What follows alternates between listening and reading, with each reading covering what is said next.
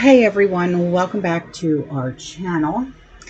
Um, what we're going to be talking about today is if you have been scrolling lately, there has been talk of civil war after Charlie's assassination. Okay, and it feels like a gut punch.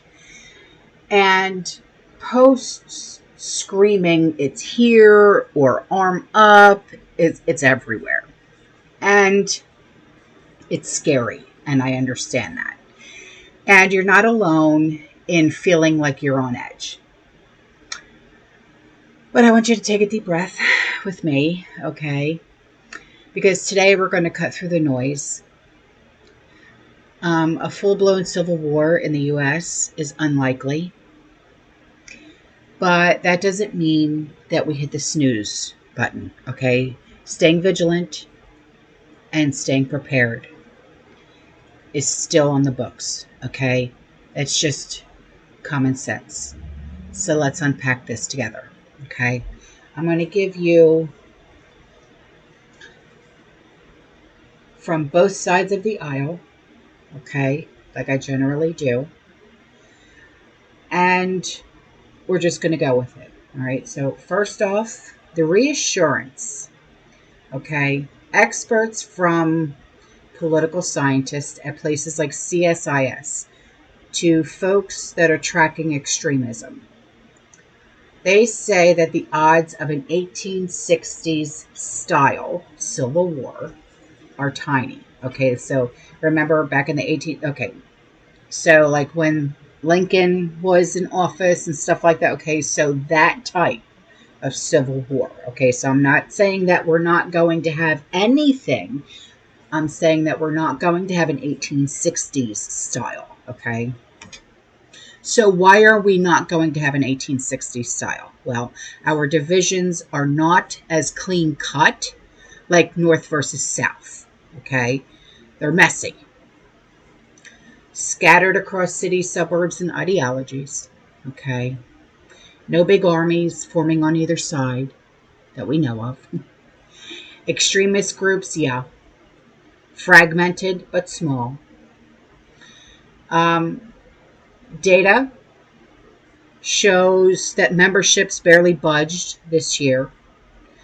And our institutions, now, the military swears to the constitutions, not to factions, okay? They'd shut down any real uprising real quick. So let's look at the numbers. We have had over 150 political incidents in 2025 alone. I mean, sure, okay, but that's lone actors, riots, not organized battles, okay? Polls do show that 40% of us worry about this stuff, but actual violence, deaths from extremism, still under 100 a year. I know one is too many, but I'm just sticking to facts right now. History will back this up. Wealthy democracies, or republics like what we live in, do not crumble into civil war without a total collapse. And I mean total, 110% total collapse, okay? And we're nowhere near that right now. Bottom line, the online storm is very loud, but it's not a forecast for chaos. With that being said, and this is key, unlikely is not impossible. We've seen the spiral. One assassination leads to revenge posting on social media, which sparks more fear, which amps up the lone wolves. Foreign trolls from other countries are fanning the flames online, and that's real. Ignoring it, it could mean more isolated attacks, eroded trust, or just that constant low hum of anxiety that is wearing us down. So, I'm going to say this now, okay? Because on the other side, like I said, there is a surge of concern regarding the possibility, but you're going to have civil unrest regardless, okay? It is sweeping through online forums, echoing sentiments of unease about current social and political divisions. As division deepens, many wonder what this could ultimately lead to, okay? Conversations online, and yes, I keep up with all of it, okay? It reflects a complex mix of sentiment that highlight the current political climate. While some people dismiss the notion of serious conflict, others are vocal about their apprehensions.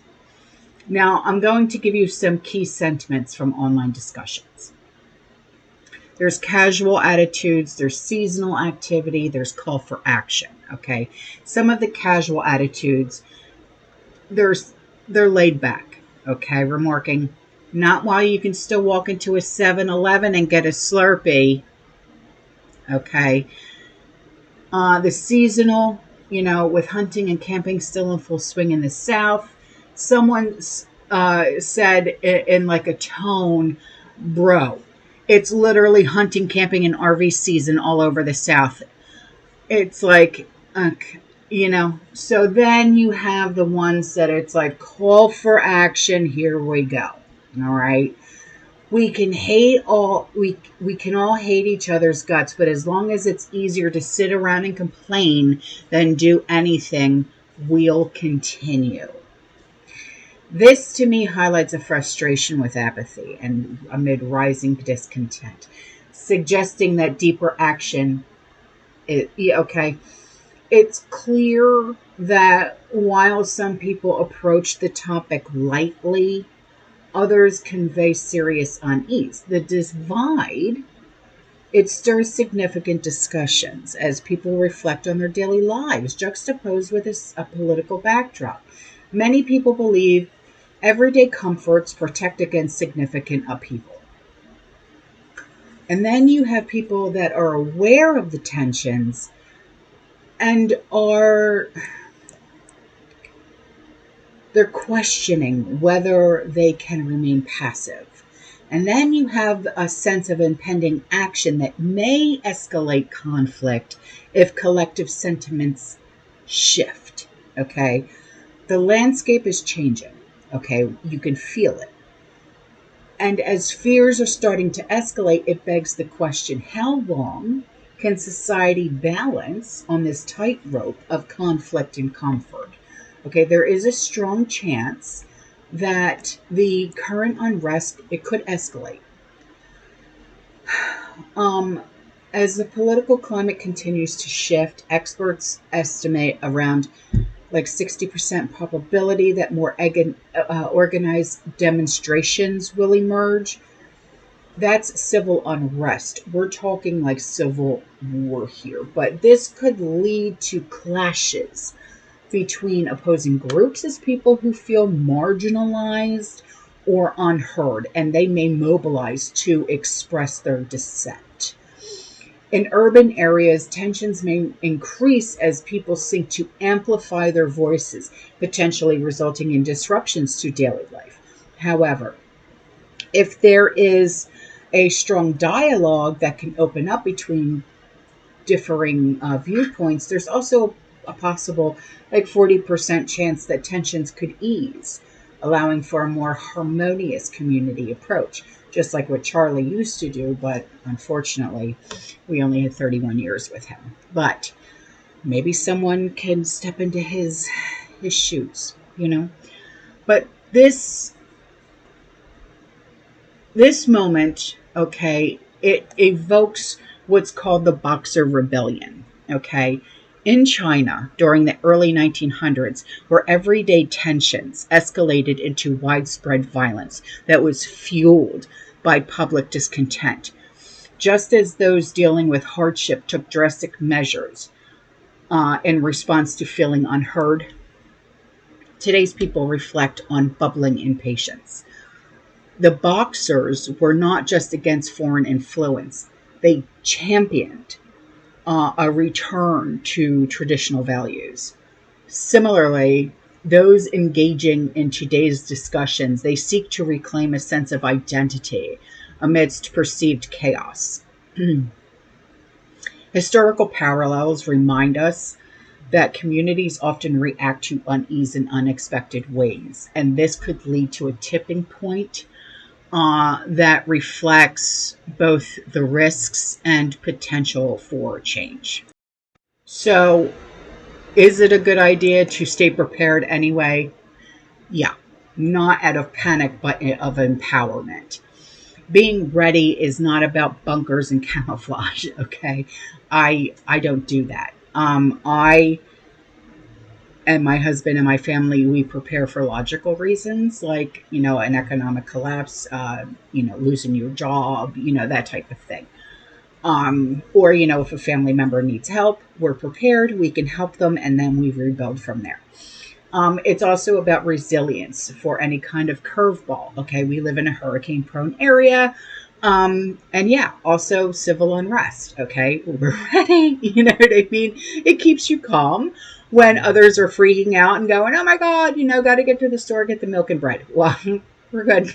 And guess what? Most of us are already halfway there. So I'm going to give you a no BS vigilance and prep starter kit to keep it simple and keep it small. Stay informed, not obsessed. Curate your feed. Mute like anything that says like Civil War. Okay. Follow fact checkers. People like me. I fact check my own self to make sure that I only put out things that are actual. Okay. I do not spread hate. I do not spread disinformation. And, you want to follow people like me, people like the Angry Prepper, people like Pinball Preparedness, people who do not, spread crap. Okay? Set like a 20-minute daily news limit. Knowledge is power, but overload, poison. Build your network. Talk to neighbors. Join a local group. For like cross aisle chats. Okay. Strong communities de-escalate faster than any wall. Everyday essentials. Let's talk that. If you are new to preparing, okay, start a 72-hour kit. Water, non-perishables, flashlight, first aid, cash. Rotate it like you do your fridge. Okay, and then build from there. Okay. And then you can get up to where the rest of us are, where we have years. Okay. Personal safety smarts. Learn de-escalation. There's a free online course from Crisis Prevention Institute. Know your exits and report creepy patterns to tips.fbi.gov. Vigilance means eyes open, not trigger happy. Okay. Mindset shift. Focus on what unites us. Grilling with family, voting, volunteering, and leaders are stepping up to. New laws, curbing online rage bait. Thank God. Unity calls for both parties. And we're pulling back from the brink because we choose to, Look, I know there's going to be doomsdayers and doomsayers, okay? They want you to be scared. They want you to keep looking at their garbage, okay? But you're smarter than that, okay? A civil war, it's not our story. Not an 1860s style civil war, that's for damn sure. But vigilant and prepared, that's us owning the narrative. Yeah. If this hits home, drop a comment. What's one prep step that you are taking this week? Please let me know. I'd really like to know. Maybe I can learn from you. You can learn from me. Okay. Hit the like and share with a friend who is stressed. And I will see you next time. Okay. We got this together. All right. You guys have a great day. Fear less and God bless. Ciao.